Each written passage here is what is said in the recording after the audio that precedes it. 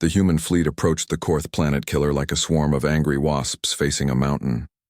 Admiral Chen stood on the bridge of the Indomitable, watching the tactical display as her ships moved into position around the massive bioweapon. She had expected this to be humanity's final hour, but the universe, it seemed, had other plans. "Admiral," Dr. Vasquez's voice crackled over the communication system from her laboratory deep in the ship.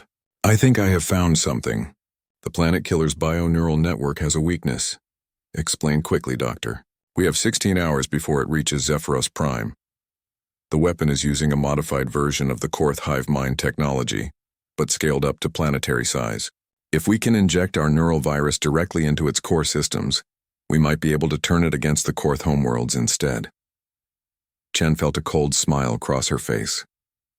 "You want to steal their planet killer and use it against them?" "Not steal, Admiral. Reprogram, make it think the real threat is behind it, not ahead of it." It was insane. It was impossible. It was exactly the kind of plan that had brought humanity this far. "Do it," Chen ordered. "All ships, new mission parameters. We're not destroying this thing, we're stealing it."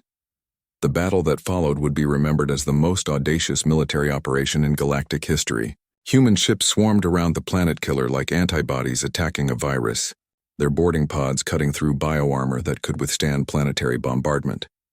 Inside the weapon, human marines fought through corridors designed for creatures the size of buildings. The biomechanical systems tried to adapt to their presence, growing new defenses and weapons in real time. But humanity had spent months learning to think like the Korth, and now they turned that knowledge against their creators. Captain Reed led the assault on the weapon's central neural core, a chamber the size of a cathedral filled with pulsing bio-neural tissue. The organic computer that controlled the planet killer writhed and twisted as his team approached, its systems recognizing the threat but unable to comprehend the nature of the attack. "Virus deployed," Dr. Vasquez reported from her remote position. "Neural patterns are shifting. Admiral, it's working. The weapon is accepting our commands." On the bridge of the Indomitable, Chen watched as the massive construct began to slow its approach to Zephyros Prime. Slowly, majestically, the planet killer began to turn around. "New target acquired," the tactical officer reported with amazement in his voice. "It's aiming for the Korth core worlds." "All ships withdraw to safe distance," Chen ordered. "Let's see what their own weapon thinks of them."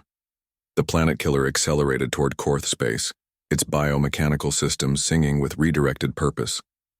But Chen was not finished with her revenge. "Communications. Open a channel to all Korth vessels in the system." The main screen flickered to life, showing the bridge of a Korth command ship. The alien commander's compound eyes reflected shock and confusion as it tried to process what had happened. "This is Admiral Chen of the human fleet," she said calmly. "Your planet killer is now under our control. It will reach your homeworlds in approximately 72 hours. You have that long to surrender completely, or watch your own weapon destroy everything you have built." The Korth commander made chittering sounds that the translation software rendered as curses. "You cannot control our biotechnology, Deathworlder. It will turn against you, will it?" Chen smiled coldly. "We've been fighting biological weapons since before your species left its homeworld. Every virus, every bacteria, every parasite on our planet tried to kill us for millions of years. You think your toys impress us?" She gestured to someone off-screen, and the display shifted to show the planet killer's neural core. Dr. Vasquez stood among the pulsing bio-neural tissue, her hands moving over control interfaces that responded to her touch like trained pets.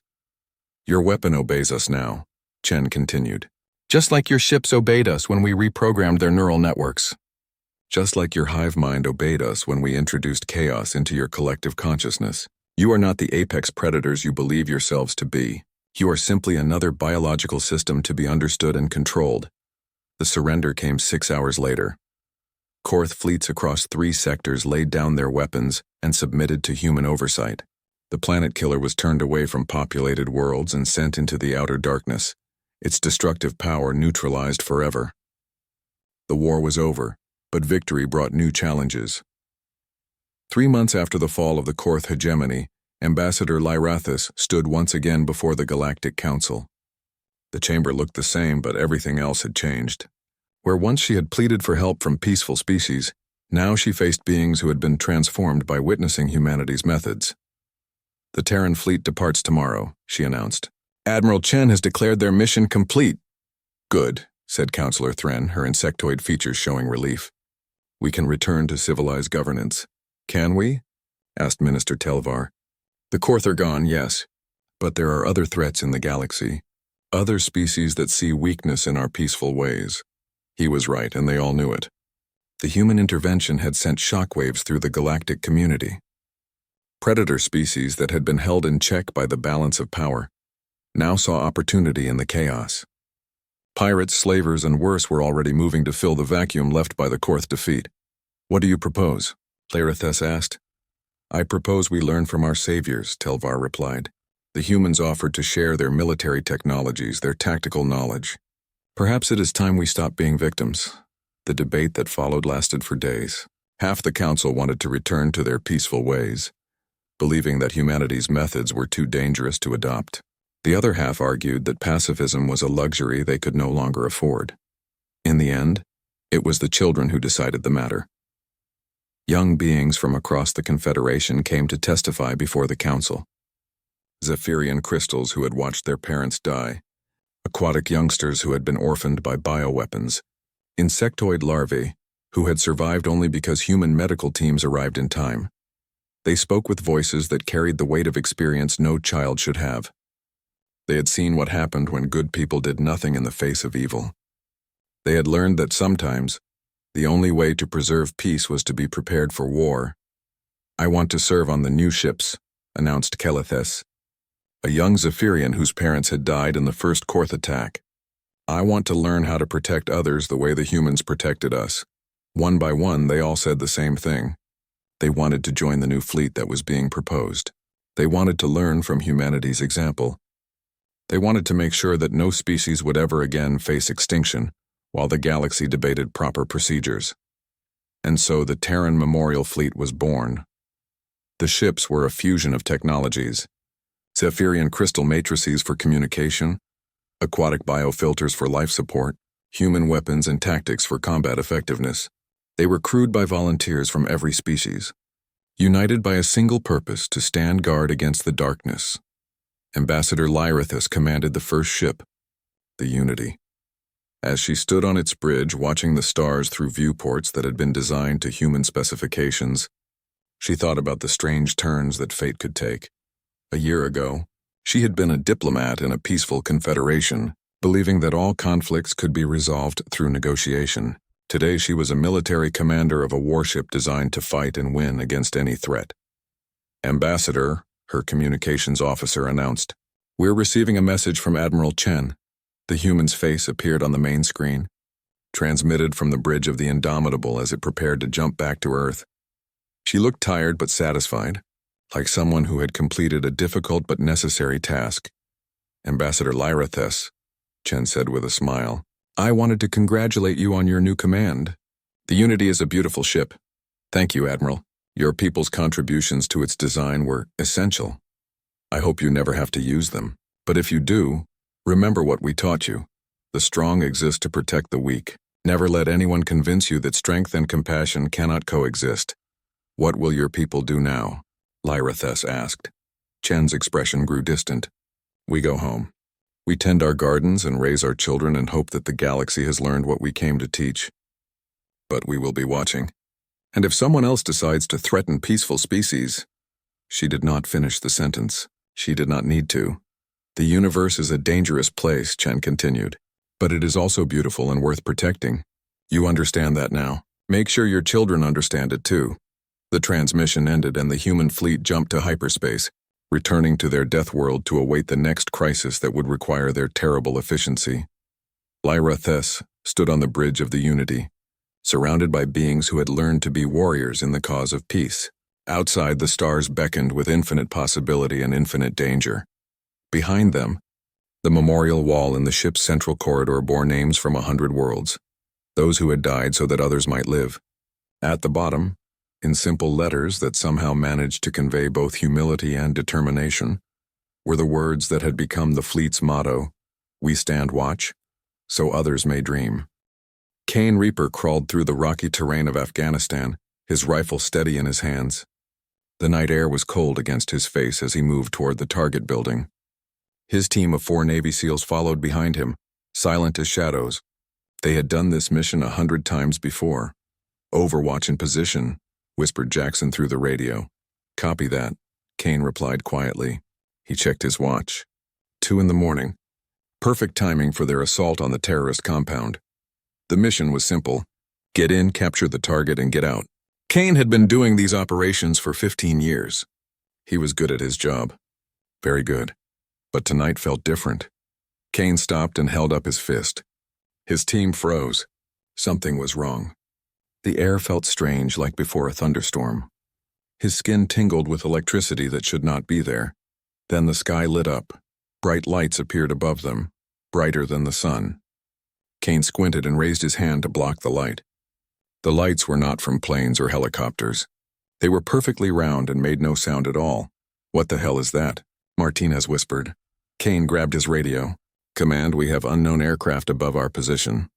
Requesting immediate." The world exploded into blue light. Kane watched in horror as his teammates simply vanished. One moment they were there, the next they were gone. Not killed, not blown apart. Gone. Like they had never existed. Kane tried to move, but his body would not obey. His muscles were frozen. He could only watch as a beam of light came down from the sky and surrounded him. His rifle fell from his numb fingers. The world went black. When Kane woke up, everything was white. The walls, the floor, the ceiling. Everything was perfectly clean and smooth. There were no windows, no doors that he could see. Just white walls that seemed to glow with their own light. Kane sat up slowly. His head hurt, but he was alive. His military gear was gone. Instead, he wore a simple gray outfit that felt like cloth but looked strange. He touched his neck and found a small metal device attached to his skin. "You are awake," said a voice in his head. Kane spun around. There was no one there. "Do not be afraid," the voice continued. "The device allows us to speak with you." "Where am I?" Kane demanded. "Who are you?" A section of the white wall simply disappeared, like it had never been there. A tall figure walked into the room. Kane had never seen anything like it.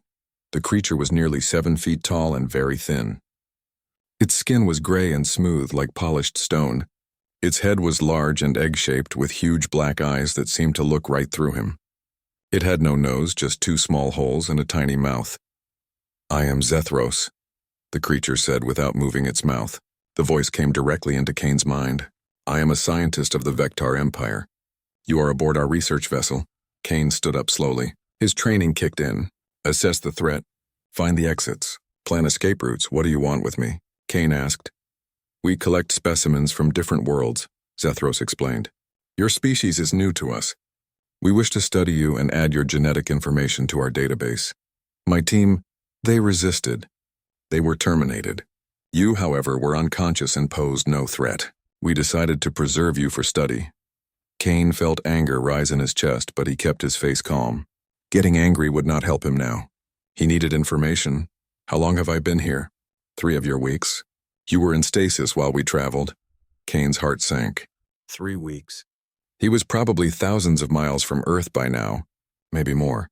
"You will find this room comfortable," Zethros continued. "You will be fed and cared for. In return, you will answer our questions about your species. And if I refuse?" The alien tilted its large head. "Then you will be terminated and we will find another specimen." Kane nodded slowly. He was outnumbered, outgunned, and trapped on an alien ship in space. For now, he would play along. But he would also watch and learn. Every soldier knew that the best time to escape was when your enemy thought you were beaten. "I understand," Kane said. "Good. Now we must process you into our system. State your designation." "My name is Kane Reaper, Master Chief Petty Officer, United States Navy SEALs." Zethros froze. Its large black eyes went even wider. It took a step back from Kane. "Repeat your designation," Zethros said, and for the first time Kane heard fear in the alien's voice. "Kane Reaper," he said again, confused by the alien's reaction. Zethros made a sound that might have been a gasp. It turned and rushed out of the room. The wall sealed behind it, leaving Kane alone. Kane sat back down on the simple bed and thought about what had just happened. The alien had been calm and confident until he said his name. Then it had acted like he had said something terrible. Hours passed. Kane exercised, doing push-ups and sit-ups to keep his strength up. He examined every inch of the white room, looking for weaknesses. The walls were seamless. There was no visible door. The light came from everywhere and nowhere. Finally, the wall opened again. Zethros returned, but this time it was not alone. Several other aliens came with it, all carrying strange weapons that hummed with energy. "You told me your name was Kane Reaper," Zethros said. "That's right. In our language, in the old tongue of the galaxy, those words mean something else." Zethros paused. "Bringer of final harvest," Kane frowned. "I don't understand." "There are legends," Zethros explained. "Stories passed down for 50,000 years. They speak of a race of warriors who appeared in our galaxy long ago. They ended the Great War in a single campaign. Every enemy they faced was destroyed completely. They called themselves Reapers." Kane felt a chill run down his spine. The legends say they were hunters without equal, killers who could turn anything into a weapon. They could predict their enemies' moves before the enemy knew what they would do. "They fought like demons and showed no mercy." "That's just a story," Kane said, "perhaps. But the ruins of the worlds they destroyed are real. The species they eliminated are gone forever, and now 50,000 years later we find a human who calls himself a Reaper." Zethros stepped closer, its black eyes fixed on Kane. "Tell me, Kane Reaper, are the legends true? Are humans the species the galaxy has feared for 50 millennia? Kane looked at the alien weapons pointed at him. He thought about his dead teammates. He thought about Earth somewhere far away in space. And he thought about the fear in the alien's voice. Maybe the legends were true. Maybe humans were something special. Maybe Kane was exactly what the aliens feared he was. "I guess you'll find out," Kane said quietly. Zethros made that gasping sound again and backed away. The other aliens raised their weapons higher. Kane smiled for the first time since his capture. He was beginning to understand that he might not be the prisoner here. They might be. Kane began training the other prisoners in secret. They met in the maintenance areas of the ship where the Vectar rarely went. The spaces were cramped and dark, perfect for what Kane had in mind. First lesson, Kane told the group of 12 prisoners. Forget everything you know about fighting fair. The Vectar have better weapons, better armor, and more soldiers. We have to be smarter. Sisk, the reptilian engineer, raised his clawed hand. How do we fight beings with energy weapons when we have nothing? Kane picked up a piece of metal pipe from the floor. This is a weapon. So is this, he pointed to a bundle of cables. And this. He gestured to a ventilation grate. Everything on this ship can be turned into a weapon if you think like a warrior instead of a victim. He showed them how to move silently through the ship's corridors, how to use shadows and blind spots to avoid detection, how to strike quickly and disappear before the enemy could react. Harmony, the crystalline being, was especially good at learning these new skills. Her species had been peaceful traders before the Vectar conquered them, but she learned to think like a predator with frightening speed. The Vectar rely on their technology too much, Kane explained during one training session. They think their sensors and weapons make them untouchable. We're going to prove them wrong. Kane spent weeks studying the ship's layout. He crawled through maintenance tunnels and air ducts, mapping every level. He watched the guards and learned their patrol patterns. He identified weak points in the ship's defenses. The Vectar ship was enormous. It was over 2 miles long and carried thousands of crew members. But Kane had learned something important during his years as a SEAL. No matter how big the enemy, there were always critical points. Destroy the right systems and even the largest ship could be crippled. Sisk helped him understand the ship's technology. The reptilian engineer was brilliant with machines, and he could read the alien computer systems with Kane's guidance. The ship has 3 main power cores, Sisk explained, showing Kane a diagram he had drawn from memory. If we could damage even one of them, we could disable major systems. What about weapons? Kane asked. The main guns draw power directly from the cores. No power, no weapons, Harmony added her own knowledge. I can interface with their computer systems if I can get physical access to a main terminal. My people were forced to work with Vectar technology when they conquered our world. Kane nodded. A plan was forming in his mind. It was dangerous and probably impossible. In other words, it was exactly the kind of plan that might work. But first, they needed more allies. Kane began reaching out to other prisoner groups throughout the ship. He was careful and patient. He would approach one prisoner at a time, usually during work periods when they were moving through the ship. He found fighters among species that the Vectar thought were harmless. An insect-like creature called Buzz had been a soldier before his capture. 3 bear-like aliens from the same world had been miners, but they were incredibly strong and tough. Each new ally brought different skills. Some understood the ship's systems.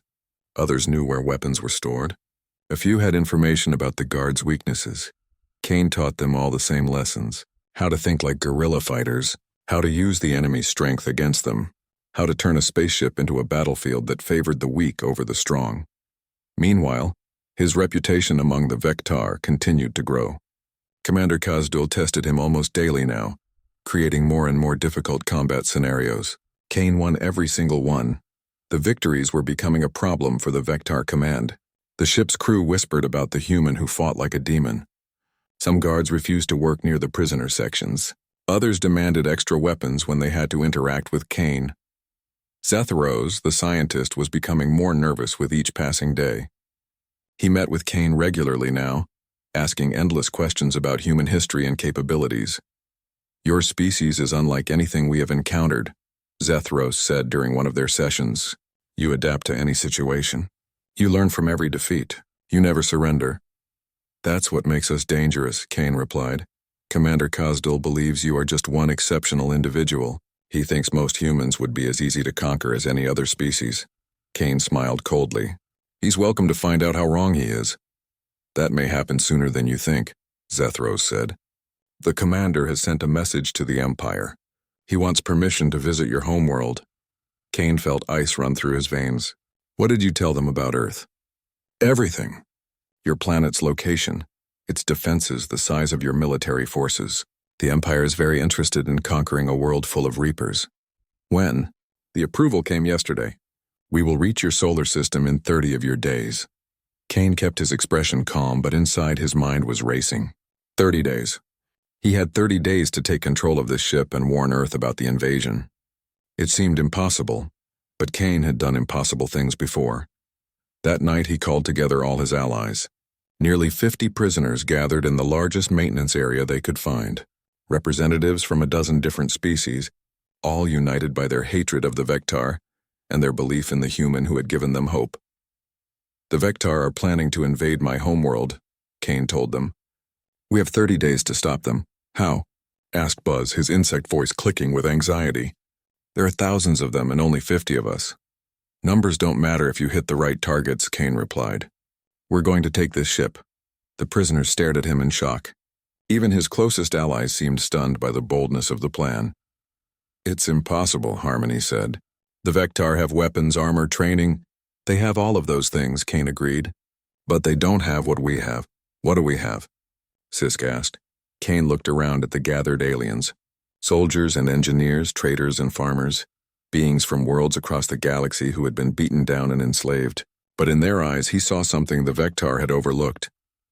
"We have nothing left to lose," Kane said. "And that makes us the most dangerous thing in the universe." He began explaining his plan. It was complex and required perfect timing. They would need to hit multiple targets simultaneously while avoiding the ship's security systems. "Phase 1, Kane said. "We take out the communications array. The Vectar can't call for help if they can't send messages. Phase 2, we disable the weapon systems. A ship that can't shoot back is just a very expensive target. Phase 3, we take the bridge. Once we control the ship, we can decide where it goes." The prisoners listened in amazement as Kane laid out every detail. How they would move through the ship. Which systems to target first. How to avoid the security patrols. "This is insane," one of the bear-like aliens rumbled. "Even if it works, what then?" "We don't know how to pilot a Vectar ship. We'll figure it out," Kane said simply. "Humans are good at figuring things out." "And if we fail?" Harmony asked. Kane's smile was sharp as a blade. "Then we die fighting instead of living as slaves. I don't know about your species, but humans prefer to die on their feet." Over the next week, Kane's rebels prepared for their assault. They stockpiled improvised weapons and studied their targets. Sisk created detailed maps of the ship's critical systems. Harmony practiced interfacing with Vectar computers. Kane continued his regular training sessions with Commander Kazdul, but now he was studying more than just combat techniques. He watched how the Vectar commanded their troops. He learned their communication protocols. He identified their command structure. Most importantly, he began planning how to turn their own training facility into a trap. Tomorrow, Kane told his allies on the night before their planned assault, tomorrow we show the galaxy what happens when you threaten a Reaper's home. The rebellion began at exactly midnight ship time. Kane and his team had spent weeks planning every detail. They knew where every guard would be, which systems to hit first, and how to move through the ship without being detected. Sisk led a team of 5 prisoners toward the main power cores deep in the ship's engineering section. Their job was to disable the primary weapon systems.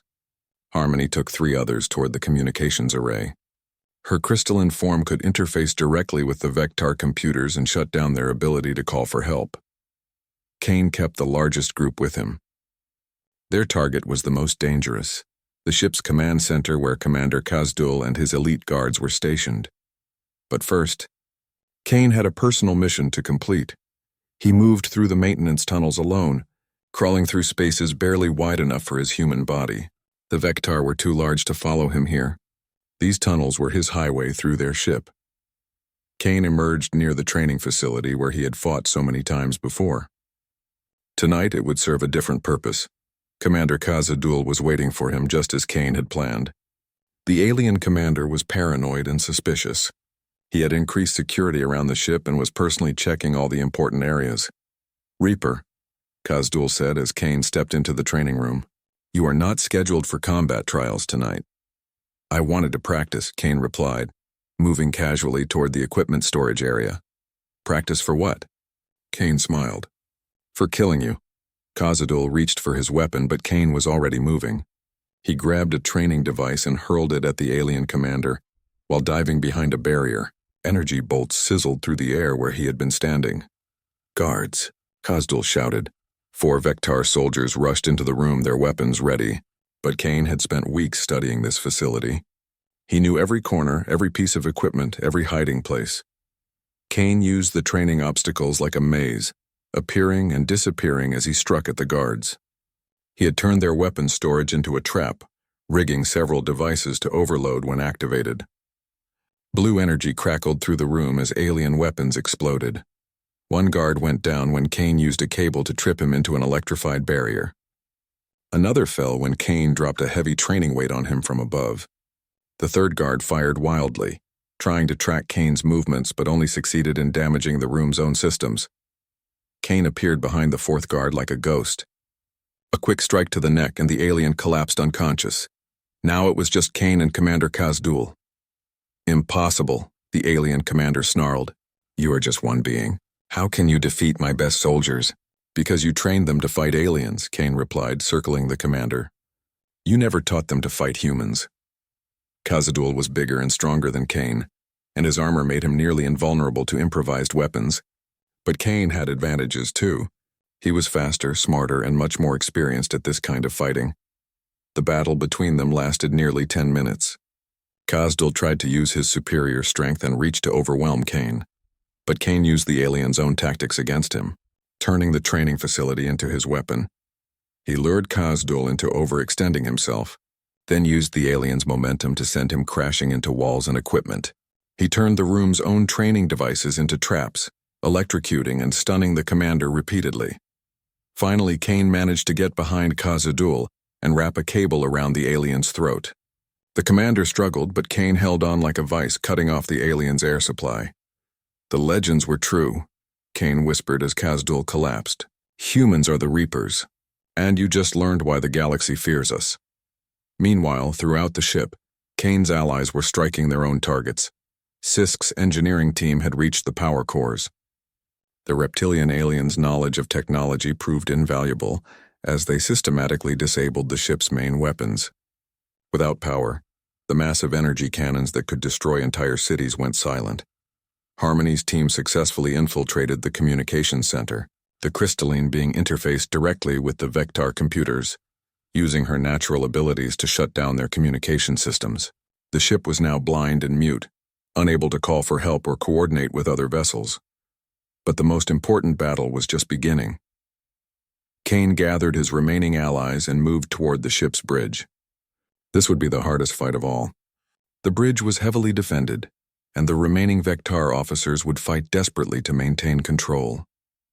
The rebels moved through the ship like shadows, avoiding the main corridors where heavy security patrols were now searching for them. Kane led them through maintenance passages and service tunnels that the Vectar had never bothered to secure. They emerged near the bridge to find chaos. Alarms were blaring throughout the ship. Emergency lights bathed everything in red. Vectar soldiers were running in all directions, trying to understand what was happening. Kane's rebels struck like lightning. They had spent weeks studying Vectar tactics and equipment. Now they used that knowledge to devastating effect. The aliens were trained to fight in open combat with superior weapons. They had no idea how to handle enemies who appeared from nowhere, struck without warning, and disappeared before they could react. Buzz and his insect warriors used their natural climbing abilities to attack from the ceiling. The bear-like aliens used their incredible strength to tear through barriers and armor. Other species contributed their own unique advantages to the assault, but it was Kane who led the final charge onto the bridge itself. The Vectar officers were waiting for him, their weapons trained on the main entrance. They expected a frontal assault by desperate prisoners armed with improvised weapons. Instead, Kane came through the ventilation system. He dropped from an air duct directly into the center of the bridge, landing among the startled alien officers like a demon from their worst nightmares. Before they could react, he had disabled 3 of them with precise strikes to nerve clusters that Zethros had inadvertently taught him about during their conversations. The remaining officers tried to surround him, but Kane's allies were already pouring through the entrances they had secretly unlocked. The bridge became a battlefield, with desperate Vectar trying to defend their command center against rebels who fought like nothing they had ever encountered. The battle was brief but vicious. When it ended, Kane stood in the center of the Vectar bridge surrounded by unconscious or dead aliens. Harmony quickly interfaced with the bridge computers, taking control of the ship's systems. Sisk and his engineers secured the navigation controls. "We did it," Harmony said, her crystalline voice ringing with amazement. "We actually took the ship." "No," Kane said grimly. "We've only completed the first part of our mission." He moved to the main communication console and activated the ship's long-range transmitters. The screen flickered to life, showing the location of Earth's solar system. "The Vectar sent our location to their fleet before we took the bridge," Sisk reported. "There are dozens of ships heading for your homeworld." Kane studied the tactical display. The Vectar invasion fleet was massive, hundreds of ships, each one capable of destroying entire cities. Earth's military forces would be overwhelmed in hours. "How long until they reach Earth?" Kane asked. 6 days, Harmony replied. Kane nodded. 6 days to warn Earth and prepare for the greatest battle in human history. "Set course for Earth," Kane ordered. "Maximum speed, are you sure?" Sisk asked. "We could try to contact other rebel groups, build a larger force." "There's no time," Kane interrupted. "Earth is going to be attacked whether we help or not. The only question is whether they'll be ready for it." As the captured Vectar ship turned toward Earth, Kane began composing a message that would change everything. He was no longer just Kane Reaper, Navy SEAL. He was humanity's herald, bringing word of an alien invasion and the knowledge needed to fight it. The galaxy was about to learn why humans were called Reapers, and this time, the harvest would be in humanity's favor. The stolen Vectar ship arrived at Earth with 3 days to spare before the invasion fleet. Kane stood on the bridge, looking at the blue and green world that was his home. It looked so small and peaceful from space. It was hard to believe that in 72 hours, it would be under attack by hundreds of alien warships, transmitting your message to all major military frequencies. Harmony reported from the communications station. Kane had spent the entire journey preparing his warning to Earth. It contained everything he had learned about Vectar technology, tactics and weaknesses. More importantly, it contained proof that the threat was real. The response from Earth was immediate and chaotic. Within hours, every major government on the planet was trying to contact Kane directly. The President of the United States, the Secretary General of the United Nations, military leaders from every major nation. They all wanted to know the same thing. Was this really happening? Kane answered their questions as patiently as he could. Yes, the alien invasion was real. No, Earth's current weapons would not be effective against Vectar shields and armor. Yes, there was a way to fight back, but it would require thinking differently about warfare. The Vectar have conquered 300 worlds, Kane explained to the assembled world leaders during a video conference, but they've never faced humans before. They don't know how we fight. What do you mean? Asked General Morrison, chairman of the Joint Chiefs of Staff. They expect conventional warfare, Kane replied.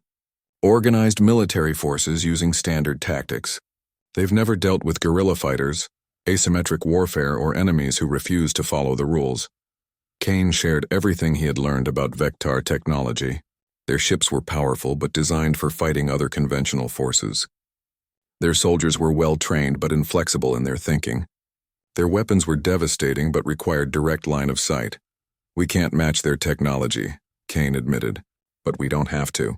We just have to be unpredictable enough to survive their first assault and smart enough to turn their own weapons against them. The next 3 days were the most frantic in human history. Every military force on Earth worked together for the first time ever. Nuclear submarines were retrofitted with improvised weapons. Commercial aircraft were turned into suicide drones. The International Space Station became a command center for coordinating Earth's defenses. Kane shared the technical specifications for Vectar shields and weapons systems. Human engineers worked around the clock to develop countermeasures. They couldn't build energy weapons, but they could build things that would overload alien systems. Most importantly, Kane taught Earth's military leaders to think like him. Forget everything you know about fair fighting, he told a gathering of Special Forces commanders from around the world. The Vectar expect us to fight like the species they've conquered before. Instead, we're going to fight like humans. He showed them how to use Earth's own infrastructure as a weapon, how to turn satellites into kinetic projectiles, how to use the planet's magnetic field to disrupt alien electronics, how to make every city a fortress and every civilian a potential threat. The Vectar think they're coming to conquer a primitive world, Kane explained. They're about to discover that primitive doesn't mean helpless. On the third day, the Vectar invasion fleet arrived. 200 ships materialized at the edge of Earth's solar system. Each one was over a mile long and armed with weapons that could level mountains. Their initial broadcast demanded immediate surrender. Earth's response was delivered by Kane himself. This is Kane Reaper, speaking for the human species, he said, transmitting on all frequencies. You came to our world expecting easy prey. You're about to learn why the galaxy fears the Reapers. The Vectar fleet's answer was predictable. They opened fire, but their targets were not there. Kane had convinced Earth's leaders to evacuate all major cities and military bases. Instead of finding concentrated targets, the alien bombardment struck empty buildings and abandoned facilities. The few casualties were tragic, but far less than the Vectar expected. Phase 1 complete, Kane announced from his captured ship, which was hidden behind Earth's moon. They've revealed their positions and expended ammunition on empty targets. Phase 2 began immediately. Earth's satellites, repositioned during the 3-day preparation period, suddenly changed course. Instead of maintaining orbit, they began falling toward the Vectar ships at tremendous speed. The aliens tried to shoot them down, but there were hundreds of satellites, and their point defense systems couldn't track them all. The kinetic impacts didn't destroy the alien ships, but they damaged their shields and confused their formations. Phase 3, Kane ordered. This was the most dangerous part of the plan. Human pilots in retrofitted aircraft launched suicide attacks against the Vectar ships. The aliens expected these attacks and shot down most of the aircraft, but they didn't understand the real purpose of the assault. Each human aircraft carried a special payload designed by Earth's best engineers. When the planes were destroyed, they released clouds of metallic particles that stuck to the alien hulls and interfered with their electronics. Their shields are fluctuating, reported Harmony, monitoring the Vectar fleet from their captured ship. The interference is working. Time for Phase 4, Kane said grimly. This was the most audacious part of the plan. Kane piloted the captured Vectar ship directly into the middle of the enemy fleet. To the other alien ships, it looked like one of their own vessels returning from a mission. By the time they realized the truth, it was too late. Kane had packed the captured ship with every nuclear weapon that Earth could spare. When he detonated them all at once, the explosion destroyed 12 Vectar ships and severely damaged dozens more. Kane and his alien allies escaped in life pods just before the detonation, but their sacrifice had crippled a significant portion of the invasion fleet. The surviving Vectar ships tried to regroup, But Earth's military forces were ready for them. Human submarines surfaced all over Earth's oceans and launched modified missiles that had been designed to overload Vectar electronics. Fighter jets emerged from hidden bases and attacked in swarms, using tactics that the aliens had never encountered. Most devastating of all were the ground forces. When Vectar landing parties tried to establish beachheads on Earth's surface, they found themselves fighting an enemy that seemed to be everywhere and nowhere at once. Human soldiers appeared from underground tunnels, struck without warning, and disappeared before the aliens could respond. Every human civilian had been trained in basic guerrilla tactics during the 3-day preparation. The Vectar found themselves fighting not just an army, but an entire species that refused to surrender. The tide of battle turned when human forces captured their first intact Vectar ship. Within hours, Earth's engineers had reverse-engineered the alien weapon systems. Human ships began appearing with energy weapons and shields. The technological advantage that the Vectar relied on was disappearing. The final blow came when Kane led a boarding assault on the Vectar flagship. Using the same tactics that had worked on the research vessel, Kane and a team of human special forces infiltrated the command ship. They moved through maintenance areas and service tunnels, striking at critical systems and eliminating key personnel. When they reached the bridge, Kane faced the Vectar fleet admiral in single combat. The alien commander was bigger and stronger than Kane, armed with advanced weapons and armor. But Kane had learned something important during his time in space. No amount of technology could replace the will to fight. The battle was brutal but brief. When it ended, Kane stood victorious over the alien commander. "Transmit this message to all remaining Vectar ships," Kane ordered the bridge crew. "Surrender immediately or be destroyed." Most of the surviving aliens chose to surrender rather than face complete annihilation. 6 months later, Kane stood on the deck of Earth's first starship, built using captured Vectar technology. The vessel was heading toward the edge of human space, where reports were coming in of alien civilizations surrendering before human ships even arrived in their systems. Word of Earth's victory had spread throughout the galaxy. The species that the Vectar had conquered were rising up in rebellion. The empire that had terrorized 300 worlds was collapsing. Sisk, now serving as Kane's chief engineer, approached him on the bridge. "Another star system has surrendered," the reptilian alien reported. "They're offering to join the human alliance." "How many does that make?" Kane asked. 47 systems in the last month," Sisk replied. "They all say the same thing. They've heard about the Reapers and they want our protection." Kane nodded and looked out at the stars. He thought about his old life on Earth, leading SEAL teams on simple missions against human enemies. That seemed like a lifetime ago. "Sir," Harmony said from the communication station, "we're receiving a transmission from the Galactic Council. They want to discuss terms for a peace treaty." Kane smiled. "Tell them we'll consider their offer. But make sure they understand something first." "Well, what's that, sir?" Kane turned away from the view screen and looked at his crew. Humans and aliens working together, united by their shared experience of fighting for freedom. Tell them that Kane Reaper doesn't negotiate from a position of weakness.